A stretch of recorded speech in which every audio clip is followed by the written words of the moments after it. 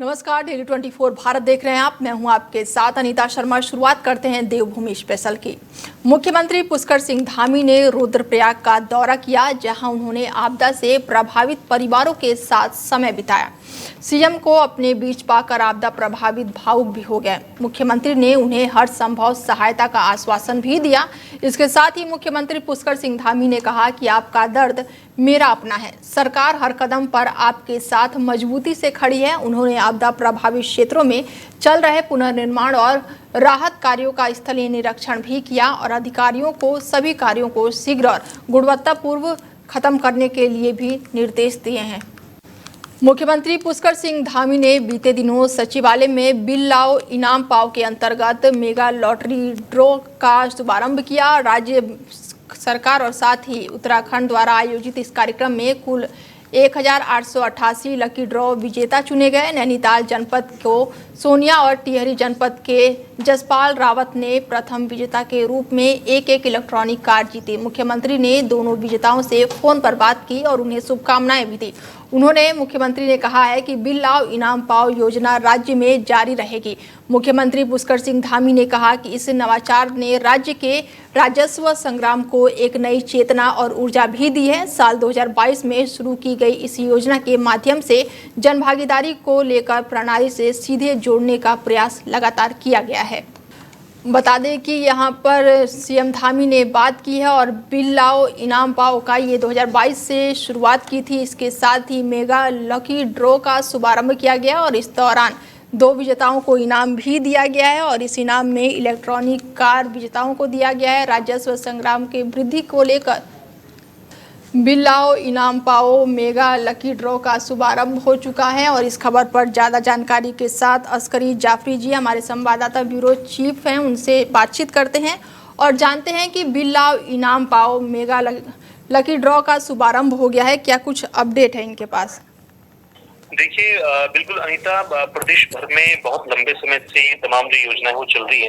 अब इसमें बिल लाओ इनाम पाओ का जो मेगा लकी ड्रॉ है उसका शुभारंभ हो गया है। विजेताओं को इलेक्ट्रिक कार जो है सौगात में दी गई है। एक तरह से एक इलेक्ट्रिक कार 2 जो विजेता हैं उनको मिली है। इसमें कुल अगर हम बात करें 1888 यानी 1888 लकी ड्रॉ विजेता चुने गए। इसमें नैनीताल जिले से सोनिया है और टिहरी जिले से जसपाल रावत है, जिनको प्रथम विजेता के रूप में चुना गया है, जिनको एक इलेक्ट्रिक कार जो है इस बिल लाओ इनाम पाओ योजना के तहत मिली है। तो कहीं ना कहीं बड़ी खुशखबरी उनके परिवारों के लिए है और तमाम जो लोग लगातार अपने शॉपिंग्स करते हैं और जो जीएसटी वाला बिल लेते हैं वो लगातार इस पोर्टल पर अपनी खरीदारी की सारी डिटेल्स डालते हैं। उसके बाद जो है उनका चिन्हीकरण किया जाता है, तो लकी ड्रॉ में उनके नाम निकाले जाते हैं। तो कहीं ना कहीं कह सकते हैं कि बड़ी सौगात तमाम जो प्रदेश के लोग हैं और बड़ी योजना के रूप में इसको देखा जा रहा है। अनीता, बिल्कुल, ये बिल लाओ इनाम पाओ पर क्या जो युवा हैं वो भी बढ़ चढ़ के हिस्सा ले रहे हैं?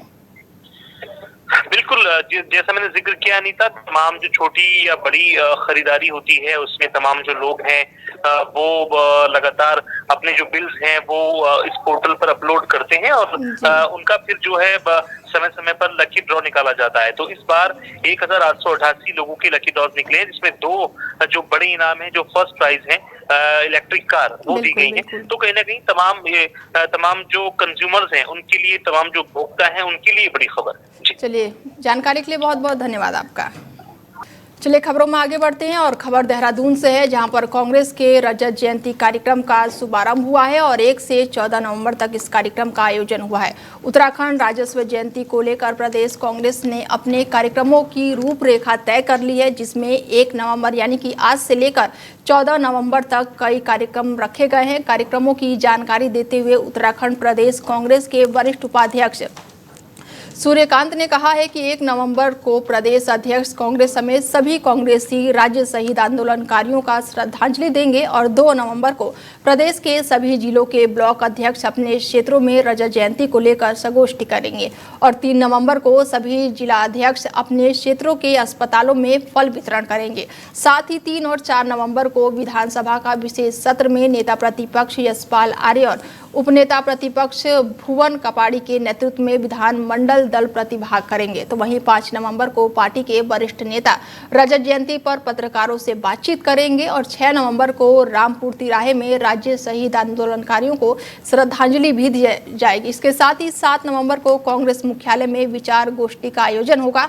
और 8 नवंबर को रजत जयंती मनाई जाएगी और जबकि 9 नवंबर राज्य स्थापना दिवस के अवसर पर सुबह से ही ध्वजारोहण किया जाएगा और इसके अलावा 11 से 14 नवंबर तक राज्य भर में जय भारत जय उत्तराखंड तिरंगा यात्रा निकाली जाएगी। 25 साल पूरे हो रहे हैं, रजत जयंती समारोह मनाया जा रहा है। कांग्रेस पार्टी ने 1 तारीख से लेकर 14 नवंबर तक रजत जयंती पखवाड़ा मनाने का निर्णय लिया है। 1 नवंबर से हम शुरू करेंगे कार्यक्रम। 1 नवंबर को उत्तराखंड राज्य आंदोलनकारी जो शहीद हुए उनको श्रद्धांजलि देने पार्टी के वरिष्ठ नेता प्रदेश अध्यक्ष के नेतृत्व में जाएंगे। इस कार्यक्रम के लिए श्री राजेंद्र शाह जो पार्टी के महामंत्री हैं और राज्य आंदोलनकारी भी हैं, इनको समन्वयक बनाया गया है। 2 नवंबर को राज्य भर के तमाम ब्लॉक्स में प्रदेश कांग्रेस पार्टी के सभी ब्लॉक अध्यक्ष अपने अपने विकास खंडों में अपने अपने ब्लॉक्स में संगठनात्मक जो ब्लॉक हैं वहाँ पर गोष्ठी आयोजित करेंगे। राज्य में 25 वर्षों की जो यात्रा है उसके ऊपर चर्चा करेंगे। उसके लिए श्री जगदीश धीमान जो हमारे प्रदेश महामंत्री हैं उनको समन्वयक बनाया गया है।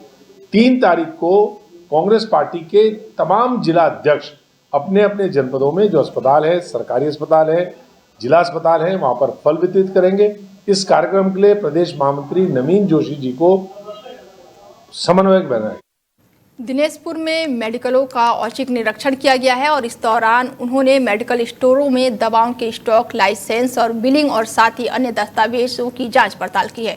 निरीक्षण में अनियमितता पाए जाने पर एक मेडिकल स्टोर पर कार्रवाई करते हुए उनका दुकान भी बंद किया गया और इस दौरान औषधि निरीक्षण के बाजार में आने की सूचना पर दिनेशपुर क्षेत्र के अधिकांश मेडिकल बंद कर दिए गए और इस दौरान औषधि निरीक्षण उधम सिंह नगर के शुभम ने कहा कि वरिष्ठ अधिकारियों के आदेश अनुसार आज दिनेशपुर क्षेत्र में मेडिकल स्टोर का निरीक्षण का निर्देश क्रम में मेडिकल स्टोर का निरीक्षण किया गया है, जिससे कि एक मेडिकल स्टोर में कुछ कमियां मिली जिसे तत्काल कार्रवाई किया जा रहा है और इसी तरीके का निरीक्षण बीच में लगातार किए जाते रहेंगे। हमारे जो स्वास्थ्य सचिव हैं और अपर आयुक्त महोदय से जो प्राप्त निर्देश हैं उनमें हमें जनपद में औचक निरीक्षण की कार्रवाई करने के लिए निर्देशित किया गया है, जिस संबंध में जो हमारे औषधि एवं सौंदर्य प्रसाधन अधिनियम है उसमें जो वर्णित शर्तें हैं जो लाइसेंस की हैं उस सबको ही पूर्ण किया जाना अनिवार्य है। उसी संबंध में ये एक रूटीन चेकअप था और हम औचक निरीक्षण सभी के लिए कर रहे हैं, कोई स्पेसिफिक ये नहीं था। जिस संबंध में हमने इस अक्षत मेडिकल स्टोर पर कार्रवाई की है जिसमें हमें कई सारी अनियमितताएं मिली हैं, उस संबंध में हमने धर्म को स्पष्टीकरण प्रस्तुत करने के लिए कहा गया है और फर्दर आगे जैसा ही इनका स्पष्टीकरण आएगा उसी संबंध में आगे कार्रवाई की जाएगी। हमारे जो स्वास्थ्य सचिव हैं और अपर आयुक्त महोदय से जो प्राप्त निर्देश हैं उनमें हमें जनपद में औचक निरीक्षण की कार्रवाई करने के लिए निर्देशित किया। लालकुआं शहर में गुरुवार देर रात एक शर्मनाक घटना सामने आई और इसे टालने के लिए निकली एक नवविवाहिता से गाड़ी सवार 3 युवकों ने छेड़छाड़ कर दी। जानकारी के अनुसार गुरुवार रात करीब 11 बजे लालकुआं निवासी नवविवाहिता अपनी एक सहेली के साथ मुख्य बाजार के पास टहल रही थी और इसी दौरान वहां से गुजर रही गाड़ी सवार 3 युवकों ने युवती से अभद्रता शुरू कर दी। विरोध करने पर विवाहिता ने तुरंत ही घर पर सूचना दी और कुछ ही देर बाद परिजन मौके पर पहुंचे और तीनों युवकों की जमकर पिटाई कर दी। गुस्साई पीड़ित ने स्कॉर्पियो वाहन पर पथराव भी किया जिससे वाहन को नुकसान भी पहुंचा है। वहीं सूचना के बाद से मौके पर पहुंची पुलिस टीम ने स्थिति को संभाला और तीनों आरोपियों को हिरासत में ले लिया। हिरासत में लिए गए आरोपियों की पहचान फिलहाल कर ली गई है। तो वहीं पुलिस क्षेत्र अधिकारी लालकुआं दीप शिखर अग्रवाल ने बताया कि अराजकता किसी भी सूरत में बर्दाश्त नहीं की जाएगी। मामले में तीनों आरोपियों को हिरासत में ले लिया गया है और तीनों आरोपियों के खिलाफ सख्त कार्रवाई की जा रही है। देखिए, ये 112 पे रात को लगभग 11 बजे हमें सूचना प्राप्त हुई थी कि एक महिला जो कि काम करके वापस लौट रही थी, तो उसके साथ कुछ लड़कों द्वारा छेड़खानी की गई है जो कि एक स्कॉर्पियो में सवार थे। तो इस सूचना पे मौके पर हमारे जो भी पुलिसकर्मी है वो पहुंचे और महिला ने जो तहरीर दी है उस पे तुरंत हमारे द्वारा FIR दर्ज की गई, क्योंकि इनमें से जो लड़का ड्राइव कर रहा था उसके द्वारा शराब का सेवन भी किया गया था, तो उसके 185 के अंतर्गत भी उसको हमारे द्वारा गिरफ्तार किया गया। आज जो आगे की कार्रवाई है वो हमारे द्वारा की जा रही है इन लड़कों के खिलाफ। देखिए, ये मसूरी के स्थापना दिवस से पहले प्रदेश की सियासत में नया रंग भरता हुआ दिखाई दे रहा है। बीजेपी प्रदेश मंत्री नेहा जोशी ने पूर्व मुख्यमंत्री हरीश रावत को बड़ा न्योता दे दिया है। उन्होंने कहा कि उत्तराखंड को जल्द ही देश को अपना 5वां धाम सैन्य धाम मिलने जा रहा है, जो कि शहीदों की याद में समर्पित होगा। और इस भव्य लोकार्पण समारोह में उन्होंने हरीश रावत को भी आमंत्रित किया है और कहा है कि राजनीतिक भाषा और द्वेष को छोड़कर इस कार्यक्रम में वो शामिल हो। नेहा जोशी मसूरी में एक कार्यक्रम में शिरकत करने पहुंची थी, जहां उन्होंने पत्रकारों से बात करते हुए कहा कि प्रधानमंत्री नरेंद्र मोदी और मुख्यमंत्री पुष्कर सिंह धामी के नेतृत्व में उत्तराखंड में 25 सालों में विकास के कई आयाम छुए हैं और अब समय आ गया है कि सब मिलकर विकसित उत्तराखंड, विकसित भारत के सपने को साकार करें। उन्होंने बताया कि 9 नवंबर को राज्य स्थापना दिवस पर पूरे प्रदेश में भव्य आयोजन होगा। सभी 13 जिलों में सांस्कृतिक कार्यक्रमों का आयोजन किया गया है। इसके साथ ही इस अवसर पर यह भी मंथन होगा कि 25 साल का उत्तराखंड कहां खड़ा है और आगे की क्या राह है। विपक्ष पर निशाना साधते हुए उन्होंने कहा कि कांग्रेस के पास सरकार विरोध का कोई भी ठोस मुद्दा नहीं है। फिर भी उन्होंने विपक्ष से अपील की है कि वो प्रदेश के विकास के रोडमैप पर सुझाव दे, ताकि भविष्य में इतिहास लिखा जाए और ये भी दर्ज हो कि कांग्रेस ने उत्तराखंड के विकास में कोई भी भूमिका नहीं निभाई थी। पूर्व मुख्यमंत्री हरीश रावत पर चुटकी लेते हुए उन्होंने कहा कि खबरों में रहना जानते हैं वो, और कभी भी ब्राह्मणों की चिंता तो कभी सैन्य धाम की वो चिंता करते हुए दिखाई देते हैं। देखिए, 25 साल में बहुत सारे काम उत्तराखंड में हुए हैं और बहुत सारी ऐसी चीज़ें हैं जो अभी भी होनी बाकी हैं। अगर आप कभी हमारे माननीय मुख्यमंत्री जी के जो भाषण हैं वो भी सुनेंगे तो वो हमेशा ये बात करते हैं कि 25 साल की जो हमारी उपलब्धियां हैं उनको सेलिब्रेट करने की ज़रूरत है, उन पे गर्व करने की भी ज़रूरत है, लेकिन जो कमियां हैं उन कमियों को भी ढूंढने की ज़रूरत है और कमियों पे कैसे काम किया जा सकता है, आगे का रोड मैप क्या होगा। विकसित भारत अभी तक नहीं बन सकता जब तक विकसित उत्तराखंड नहीं बनेगा। तो इसी प्रयास की थीम पर आप देखेंगे ये पूरा जो स्थापना दिवस का आयोजन किया जा रहा है, इसमें प्रवासियों से लेकर स्थानीय प्रतिनिधियों से लेकर हर वर्ग से कुछ फीडबैक भी लिया जा रहा है, उनसे चर्चा भी की जा रही है, बहुत सारे सांस्कृतिक आयोजन भी हो रहे हैं। लेकिन ओवरऑल मुझे लगता है जो इस दौरान पक्ष और विपक्ष दोनों आमने सामने हैं। पूर्व मुख्यमंत्री हरीश रावत को हालांकि आमंत्रित किया गया है और देखना अब ये दिलचस्प होगा कि क्या वो पहुंचते हैं या नहीं। और इस खबर पर ज़्यादा जानकारी के साथ सुनील सोनकर हमारे संवाददाता जुड़ चुके हैं और इनसे जानते हैं कि सैन्य धाम को लेकर लगातार अब राजनीति होती जा रही है। जी देखिए, अगर बात करी जाए तो सैन्य धाम को लेकर जिस तरीके से पूर्व मुख्यमंत्री हरीश रावत ने टिप्पणी करी, उनका ये कहना है कि सैन्य धाम को लेकर बहुत बड़ा भ्रष्टाचार हुआ है और ऐसे में उसकी शिकायत भी यहाँ पर पीएमओ ऑफिस की गई है। और ऐसे में प्रधानमंत्री नरेंद्र मोदी 9 तारीख को जब उत्तराखंड का 25वां स्थापना दिवस मनाया जाएगा तो ये संभावना जताई जा रही है कि जो उत्तराखंड का सैन्य धाम है, जो 5वां धाम कहलाया जाएगा, उसका भी यहाँ पर लोकार्पण करेंगे। तो इसी को लेकर कहीं ना कहीं अब सियासत तेज हो गई है। यहाँ पर जो विपक्ष है वो लगातार हमलावर है और ऐसे में जो उत्तराखंड भाजपा की प्रदेश मंत्री है नेहा जोशी ने यहाँ पर कहीं ना कहीं पूर्व मुख्यमंत्री हरीश रावत पे तंज कसा है। उनका ये कहना है कि हरीश रावत को सुर्खियों में रहने की आदत है और कोई ना कोई वो इसी तरीके की बयानबाजी करते रहते हैं। और ऐसे में उन्होंने कहा कि ये उत्तराखंड का जो सैन्य धाम बन रहा है ये उत्तराखंड का 5वां धाम है और ये हमारे जो वीर सपूत है जिन्होंने अपनी शहादत दी उनके ऊपर ये पूरा सैन्य धाम बनाया गया। ऐसे में सभी लोगों को एकजुट होकर इस सैन्य धाम के लोकार्पण पे आना चाहिए और उन्होंने हरीश रावत को भी निमंत्रण दिया है कि वो दलगत राजनीति से ऊपर उठकर इस सैन्य धाम के लोकार्पण पे शिरकत करेगी। ऐसे में विपक्ष लगातार सैन्य धाम को लेकर कई सवाल भी खड़े कर रहा है, तो वहीं पूर्व मुख्यमंत्री हरीश रावत को नियंत्रण भी दिया जा रहा है। तो ऐसे में क्या लग रहा है कि वो जाएंगे या नहीं, क्या कुछ अपडेट है? देखिए, ये तो अब हरीश रावत के विवेक के ऊपर बात है कि वो क्या वहाँ पहुंचते हैं नहीं पहुंचते हैं, परंतु जो भाजपा सरकार है खासकर क्योंकि प्रधानमंत्री नरेंद्र मोदी का कार्यक्रम और ऐसे में वो सभी लोगों को निमंत्रण दे रहे हैं कि उत्तराखंड का जो 25वां स्थापना दिवस है, क्योंकि इस बार भव्य रूप से पूरे स्थापना दिवस को पूरे उत्तराखंड में मनाया जा रहा है। देहरादून में एक भव्य कार्यक्रम आयोजित किया गया है जिसमें कई जो शहीद हैं उनके परिवारजनों को यहाँ पर सम्मान किया जाएगा, आंदोलनकारियों को सम्मानित किया जाएगा। वहीं कई महत्वपूर्ण कार्यक्रम यहाँ पर आयोजित किए गए हैं। उन्होंने जो सरकार है उन्होंने पक्ष विपक्ष सबको यहाँ पर निमंत्रण दिया और ऐसे में नेहा जोशी ने भी पूर्व मुख्यमंत्री हरीश रावत को निमंत्रण दिया है कि वो दलगत राजनीति से लेकिन सैन्य धाम को लेकर लगातार भ्रष्टाचार के आरोप उठ रहे हैं। ऐसा क्यों?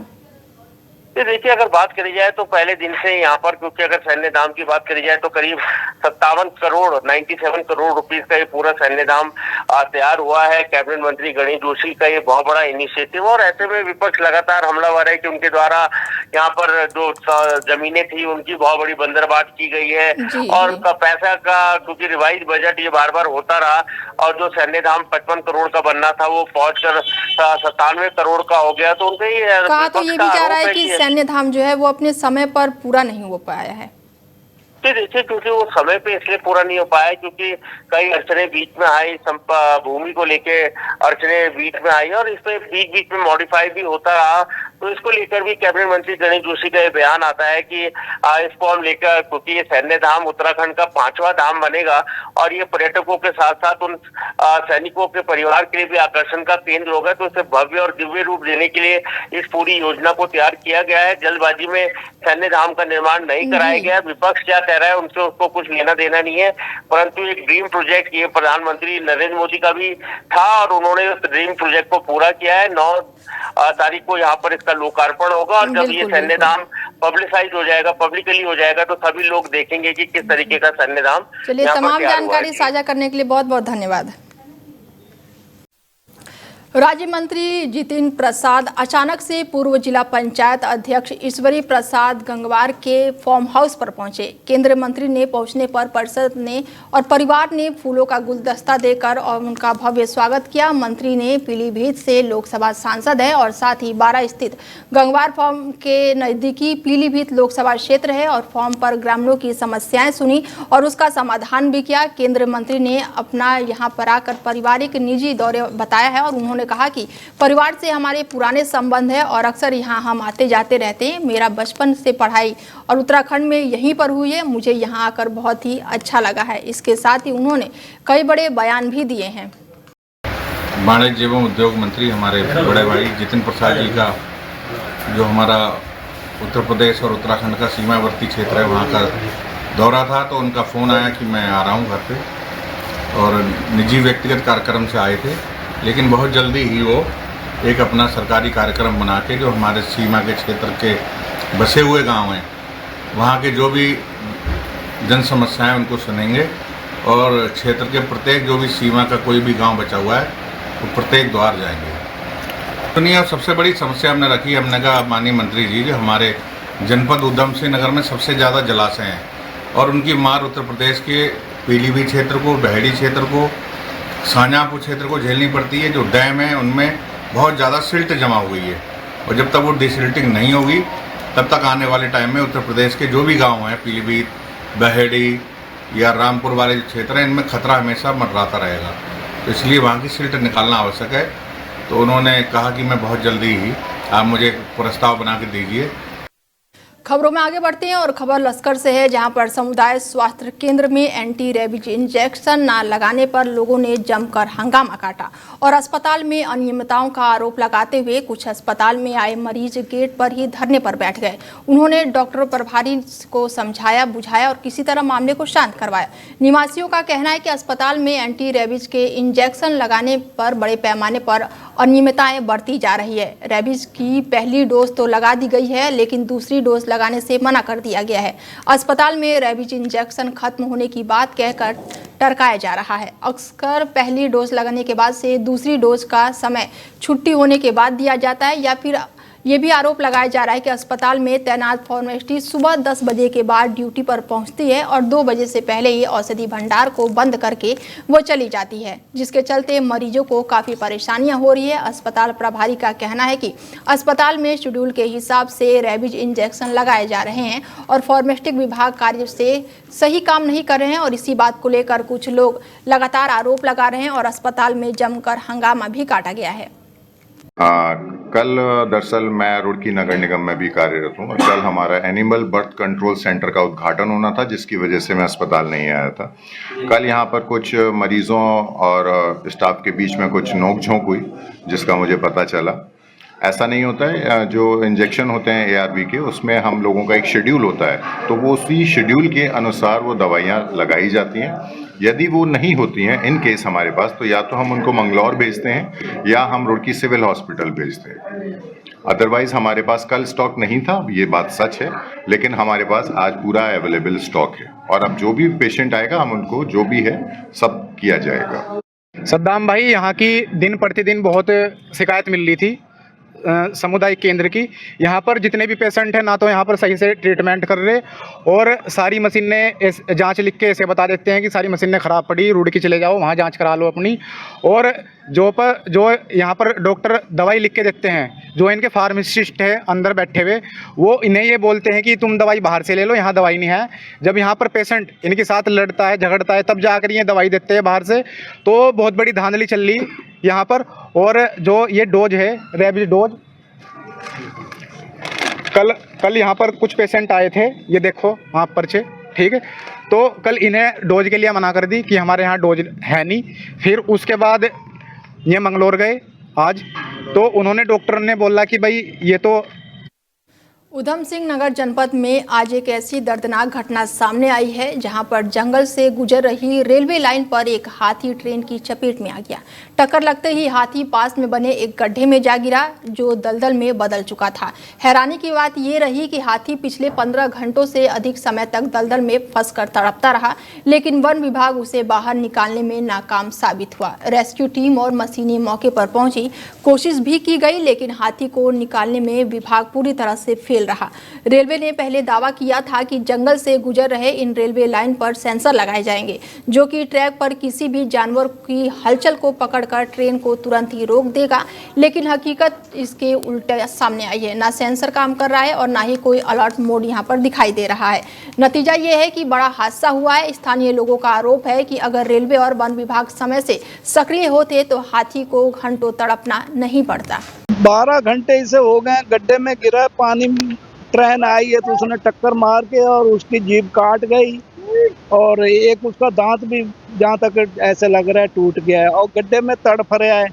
और जंगलात विभाग है तो वो आना ही नहीं चाह रही, आई नहीं है अभी तक। क्रेन लेके पहुँचना चाहिए, बचाना चाहिए इस हाथी को। अब पब्लिक है तो सब लगी हुई बाल्टी लेके पानी निकाल रही है, उनसे क्या निकले। अब इसमें कृपया करके अपना इनको तो आना चाहिए, जंगलात विभाग को आना चाहिए। भाई एक बच्चा गिर जाता तो कैसे आदमी को पड़ता है, अब ये भी हमारा बच्चा ही समझो। ये बेचारा लगभग कितने घंटे हो गए इसको? हो गए 12 से 14 घंटे हो गए। एक्सीडेंट हुआ है, कुछ भी हो सकता है। ट्रेन से कटा है तो किसी ने काटी नहीं हो, ट्रेन से ही क्यों टक्कर लगी, इसकी कटी। लेकिन मैंने आपको कहा प्राइमरी जो शाम को इसको देना था, हमने ट्रीटमेंट कर दिया है। अब फिर टीम आ रही है, वो बताएगी क्या होना है। वो डॉक्टर ऊपर डॉक्टर संपर्क कर रहे हैं, क्या इलाज किया सकता है। तो हुआ, और ये रात 8 बजे से घायल है और यहाँ पर पड़ा हुआ है। इसको तो मैं जो है विभाग की नाकारी समझूंगा कि उन्होंने अभी तक इस पर एक्शन नहीं लिया। अभी आरओ साहब से जानकारी मिली है कि इसे पेन किलर की दवाई दी गई है शाम, और अभी डॉक्टरों की टीम आ रही है तो वो जो है इसका उपचार करेंगे और इसे बाहर रेस्क्यू किया जाएगा। फिलहाल बुलेटिन में मेरे साथ इतना ही, दीजिए इजाजत, नमस्कार। सत्ता की हर चाल पर हमारी नजर, जनता की आवाज सबसे पहले, सच की पड़ताल करेंगे हम। क्या छपा क्या छिपा, राजनीति के खेल का पर्दाफाश, जहां राजनीति को परखा जाता है जनता की कसौटी। राष्ट्रहित है हमारी प्राथमिकता, जहां बॉलीवुड की चमक भी सच्चाई से टकराती है। भारत पर।